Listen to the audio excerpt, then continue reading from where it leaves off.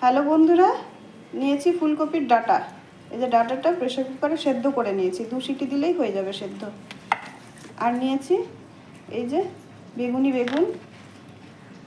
আর নিয়েছি আলু, আর নিয়েছি ফুলকপির পাতা।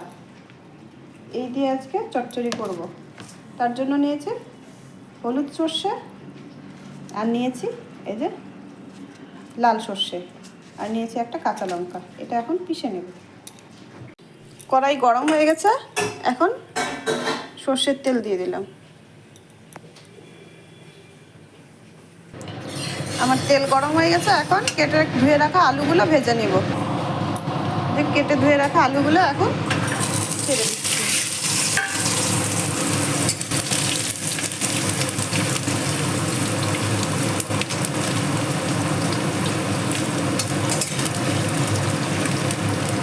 আলুগুলো সুন্দর করে লাল লাল করে ভেজে নেব। দিয়ে দিলাম অল্প লবণ, সামান্য একটু হলুদ।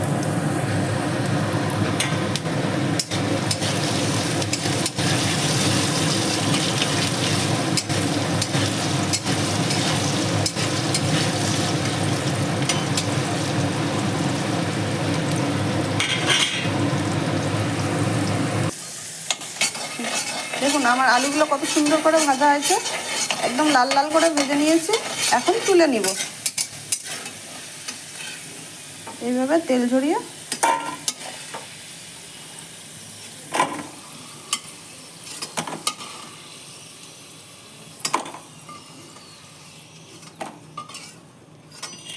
হয়ে গেছে আমার আলু ভাজা। এখন কেটে ধুয়ে রাখা বেগুনগুলো ভেজে নেব।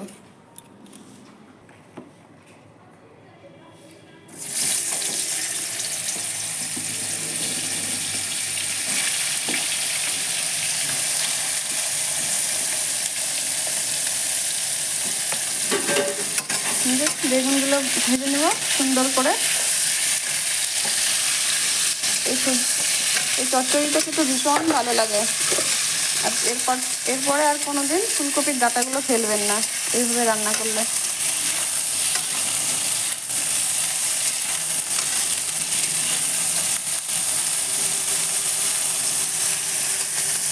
দেখুন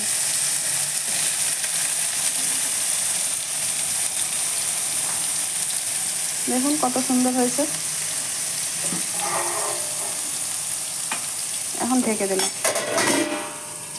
এখন ঢাকনাটা তুলে দেখাচ্ছি।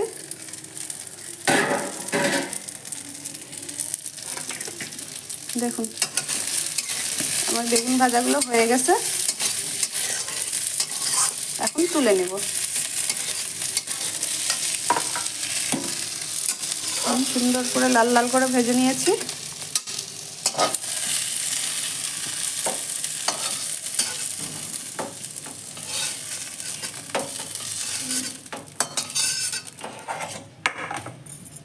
এখন তেল দিয়ে দিলাম কড়াইতে।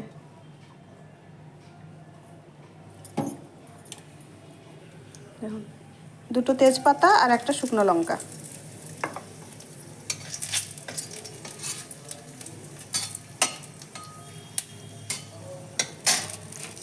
যে ফোড়নে দিব 5 ফোড়ন।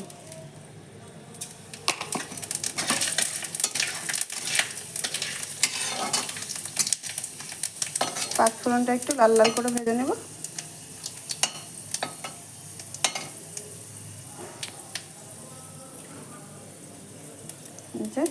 দেখুন কেটে ধুয়ে রেখে সেদ্ধ করে নিয়েছি। দেখুন কত সুন্দর সেদ্ধ হয়েছে, দেখছেন একদম নরম করে সেদ্ধ করে নিয়েছি। এখন ছেড়ে দেব কড়াইতে। হালকা হাতে আস্তে আস্তে করে নাড়তে হবে।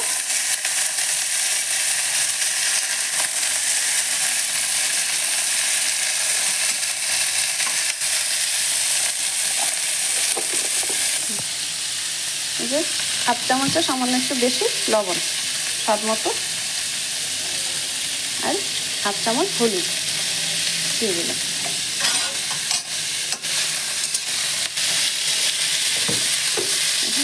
আলগা হাতে আস্তে করে নাড়াচাড়া করতে হবে। গলে না যায়, সেদ্ধ করা তো।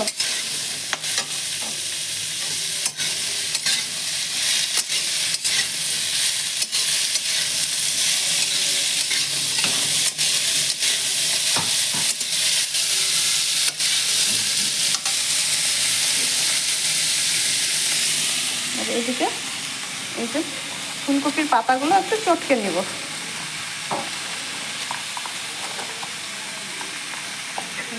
চটকে নিচ্ছি।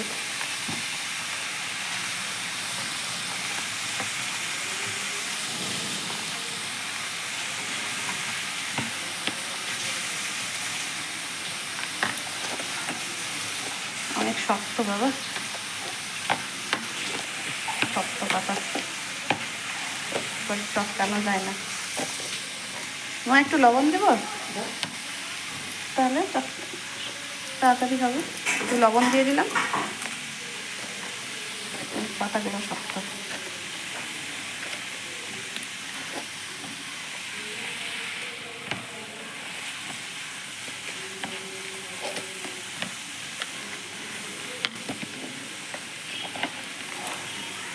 হয়েছে?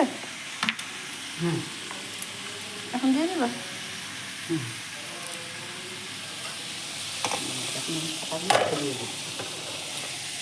এখন পাতাগুলো, চটকানো পাতাগুলো ওপর থেকে ছড়িয়ে দিলাম।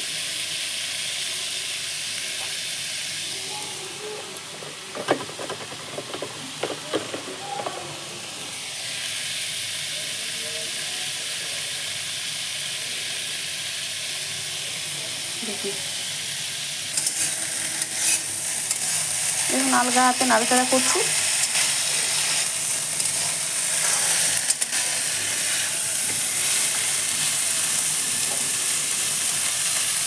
এইভাবে রান্না করবেন, ফুলকপির ডাঁটা পাতা আর কোনোদিন ফেলবেন না।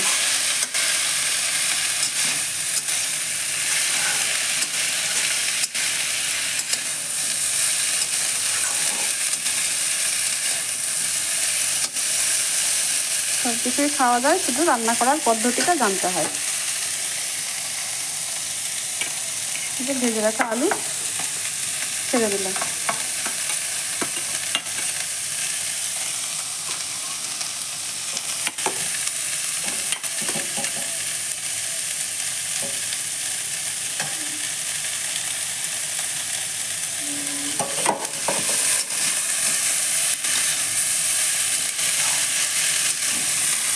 সর্ষে বেটে রেখেছি, এই যে সর্ষে বেটে নিয়েছি।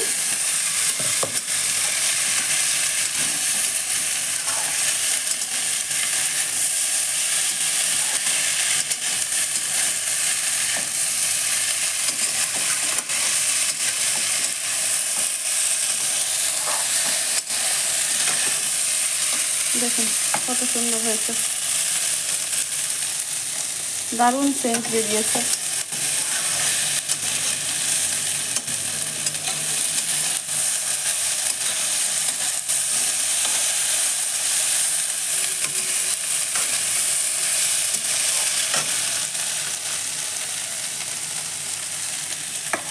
যে দুটো কাঁচা লঙ্কা দিয়ে দিলাম।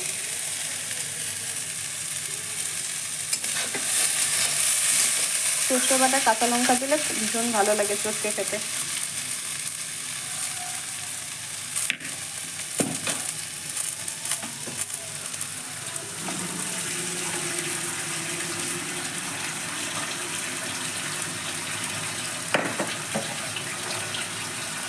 এই যে সর্ষে আর অল্প, এটা রেখে দেবো, অতটা লাগবে না।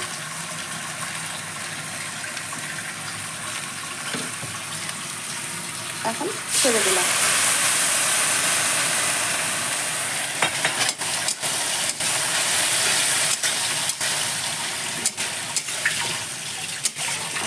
সুন্দর সেন্ট বেরিয়েছে।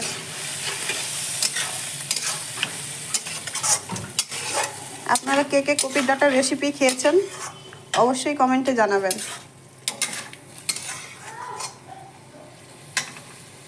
এই যে চিনি, যে 1 চামচ চিনি, চচ্চড়িতে চিনি কিন্তু দিতেই হবে, আরেক চামচ, নাহলে কিন্তু চচ্চড়িতে স্বাদ আসবে না। আপনারা আপনাদের স্বাদ মতো দিবেন। যারা বেশি খান একটু বেশি দেবেন, যারা কম মিষ্টি খান তারা কম দিবেন, কিন্তু একটু চিনি দিলে ভালো লাগে।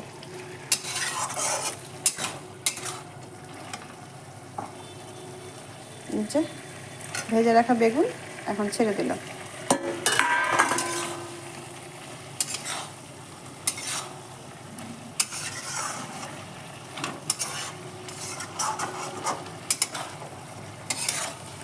দারুণ হয়েছে রেসিপিটা, আপনারা অবশ্যই ট্রাই করে দেখবেন আর কমেন্টে জানাবেন কেমন হয়েছে।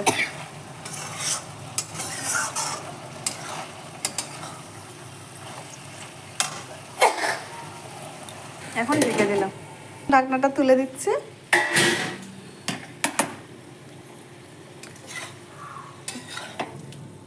একটু নাড়াচাড়া করে উপর থেকে সর্ষের তেল দিয়ে দেব।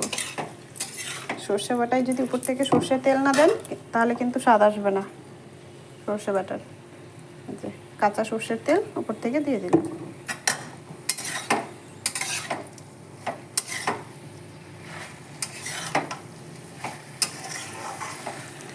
কি সুন্দর লাগছে, খেতেও দুর্দান্ত হবে।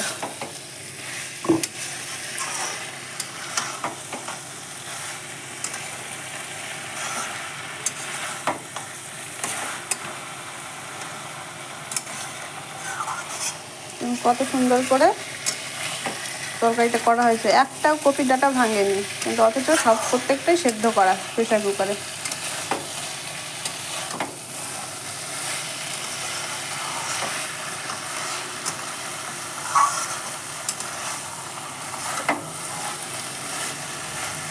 আমার চচ্চড়িটা হয়ে গেছে, দেখুন।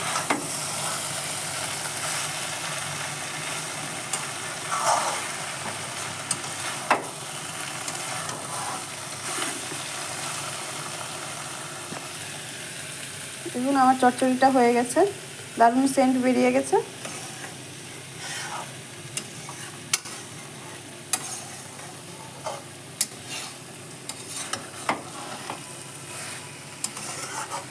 কি সুন্দর।